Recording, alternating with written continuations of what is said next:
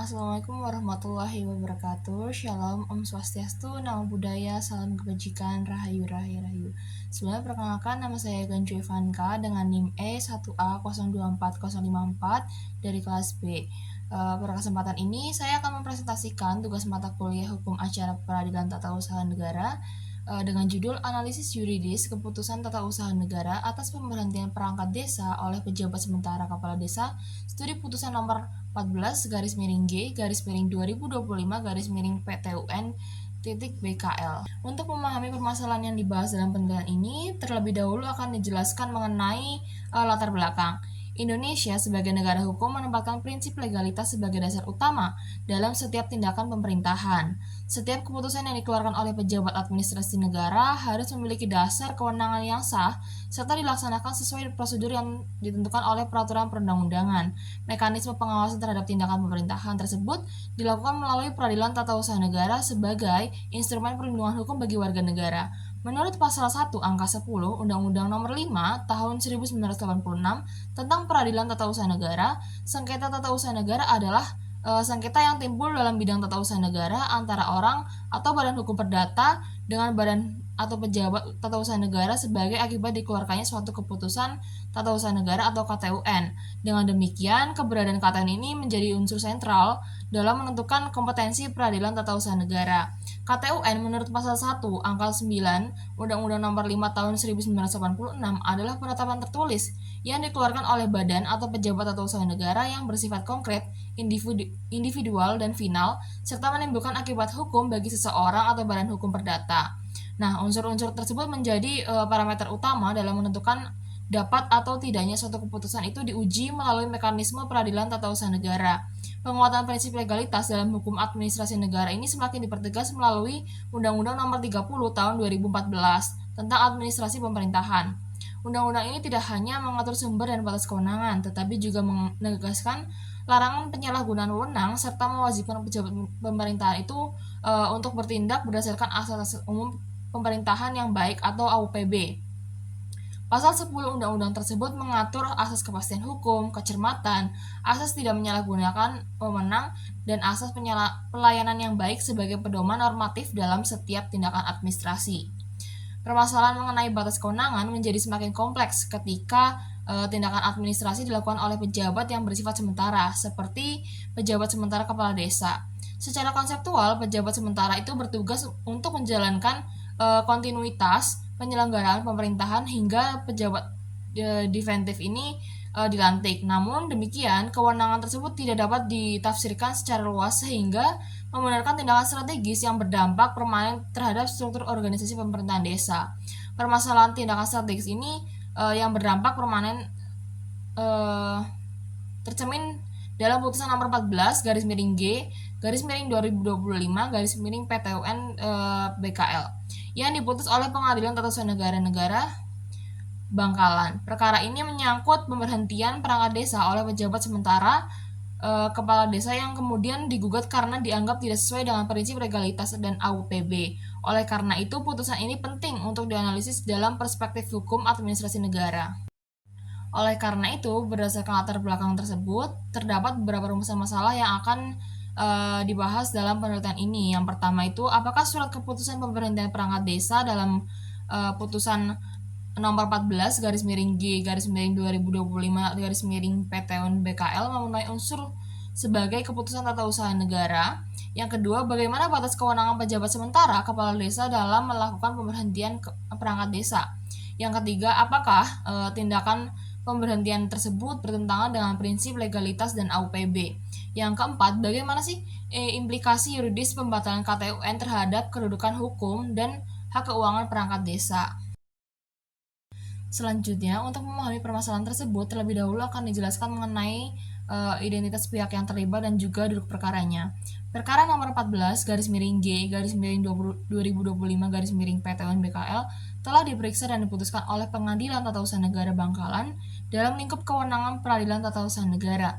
Penggugat dalam perkara ini terdiri dari 10 orang penggugat perangkat desa yang sebelumnya diangkat secara sah dan menjalankan tugas administratif di lingkungan pemerintahan desa.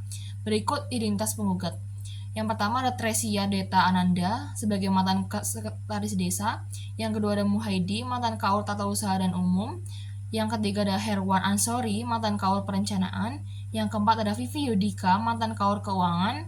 Yang kelima dari Yonal Purnama Putra, mantan kasih pemerintahan. Yang keenam ada Virus Hasari, mantan kasih kesejahteraan. Yang ketujuh ada Irma Yeni, mantan kasih pelayanan. Yang kedelapan ada Eko Putra Pratama, mantan kepala dusun 1. Yang ke-9 ada Suhardi, mantan kepala dusun 2. Yang ke-10 ada Hasani sebagai mantan kepala dusun 3. Status hukumnya sebagai perangkat desa diperoleh melalui keputusan pengangkatan yang berlaku dan tidak dalam keadaan diberhentikan sebelum terbitnya objek sengketa. Nah, tergugat ini adalah pejabat sementara atau PJS kepala desa yang ditunjuk untuk menjalankan tugas kepala desa karena adanya kekosongan jabatan kepala desa definitif. Kedudukan tergugat merupakan pejabat pemerintahan yang menjalankan fungsi administratif di tingkat desa, sehingga termasuk dalam kategori pejabat tata usaha negara. Berikutnya akan membahas mengenai duduk perkara. Dalam perkara Akuo, para penggugat mengajukan gugatan kepada Pengadilan Tata Usaha Negara Bengkulu pada tanggal 24 Juni 2025. Gugatan tersebut kemudian didaftarkan di Kepaniteraan Pengadilan Tata Usaha Negara Bengkulu pada tanggal yang sama dan tercatat dalam Register Perkara nomor 14 _G _2025 _PTUN BKL. Selanjutnya terhadap gugatan tersebut dilakukan perbaikan oleh para penggugat pada tanggal 16 Juli 2025 sesuai dengan ketentuan hukum acara Peradilan Tata Usaha Negara. Berdasarkan pemeriksaan persidangan terungkap bahwa penggugat diberhentikan melalui surat keputusan yang diterbitkan secara sepihak oleh tergugat.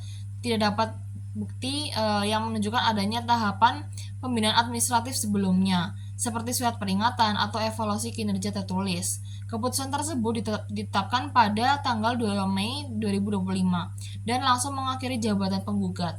Sejak saat itu, penggugat tidak lagi menerima penghasilan tetap sebagai perangkat desa.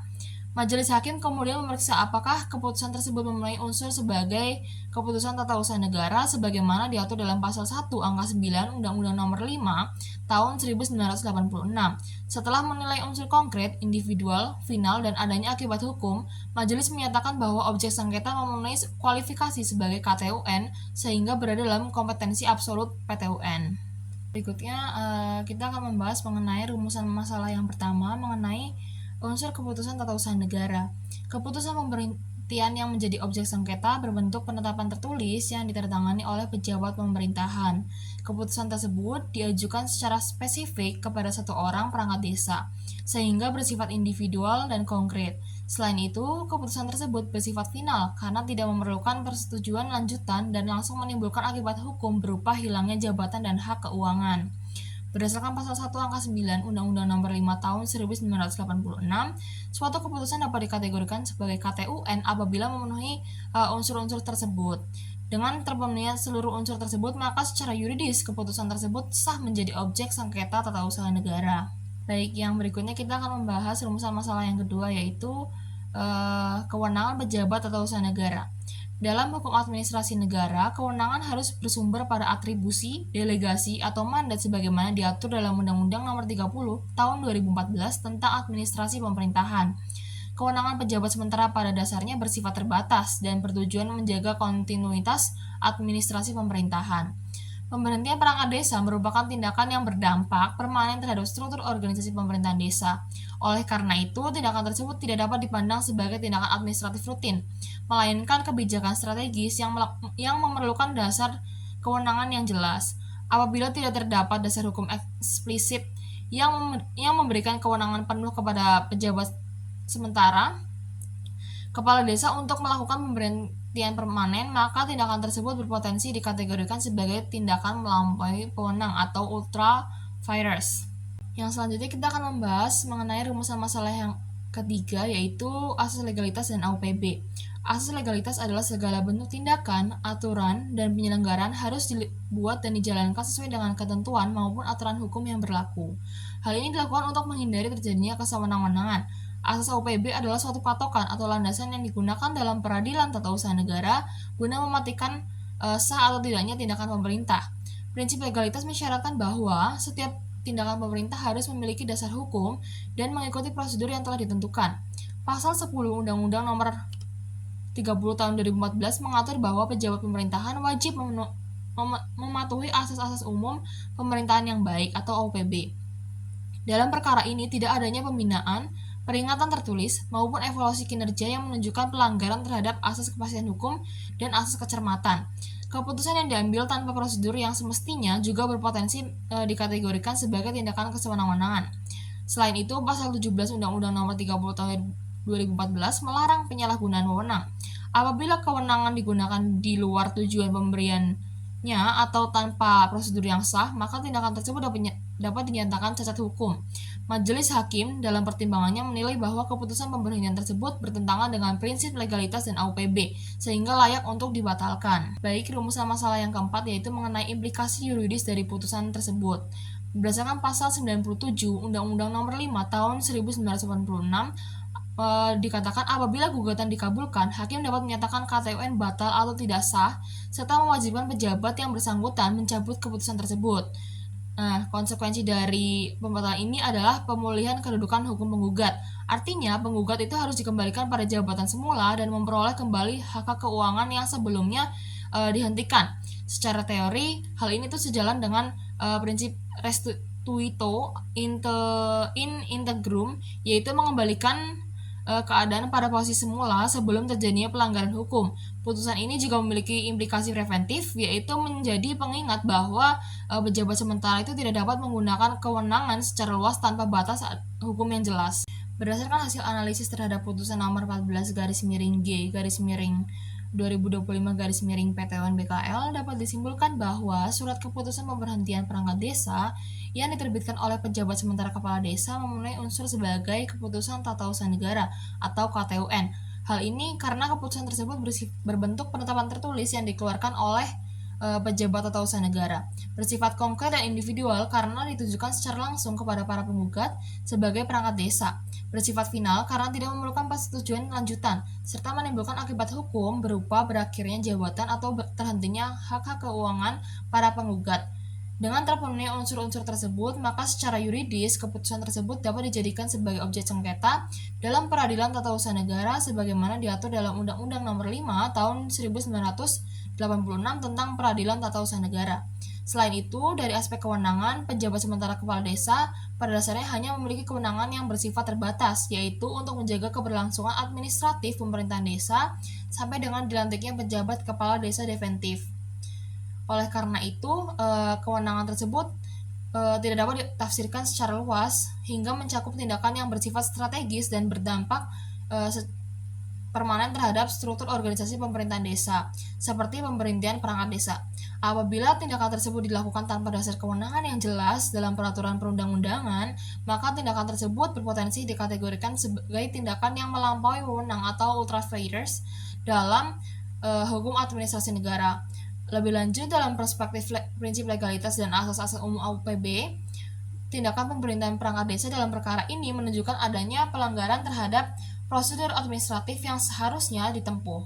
Tidak adanya tahapan pembinaan, teguran tertulis maupun kesempatan bagi para pihak penggugat untuk memberikan klarifikasi yang menunjukkan bahwa keputusan tersebut tidak memenuhi asas kepastian hukum, kecermatan, serta asas tidak menyalahgunakan wewenang sebagaimana diatur dalam Undang-Undang Nomor 30 Tahun 2014 tentang Administrasi Pemerintahan. Dengan demikian, tindakan administratif yang dilakukan oleh tergugat tidak hanya bertentangan dengan prinsip legalitas, tetapi juga tidak sejalan dengan prinsip-prinsip pemerintahan yang baik. Berdasarkan pertimbangan tersebut, pembatalan keputusan tata usaha negara oleh majelis hakim merupakan bentuk penegakan prinsip negara, hukum serta perlindungan hukum bagi warga negara terhadap tindakan pemerintahan yang tidak sah. Implikasi yuridis dari pembatalan tersebut adalah kewajiban bagi pejabat yang bersangkutan untuk mencabut keputusan yang telah dinyatakan batal serta memulihkan kedudukan hak hukum pada para penggugat sebagaimana sebelum diterbitkan keputusan tersebut.